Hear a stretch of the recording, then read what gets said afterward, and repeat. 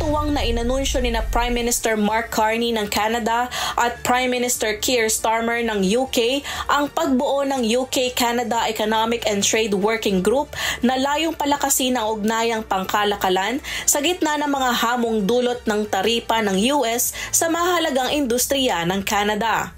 Tatalakayin ng grupo ang mga isyu sa market access, pagpapalawak ng digital trade, at kooperasyon sa larangan ng critical minerals at AI infrastructure. Sa kasalukuyan, maliit pa ang bahagi ng UK sa kalakalan ng Canada, 3.6% ng exports at 1.2% ng imports noong 2024 na karamihan ay mula sa sektor ng ginto at enerhiya. Nakatakda ring magsumite ang Canada ng panukalang batas para sa ratifikasyon ng pagpasok ng UK sa Comprehensive and Progressive Agreement for Trans-Pacific Partnership o CPTPP sa huling bahagi ng taon.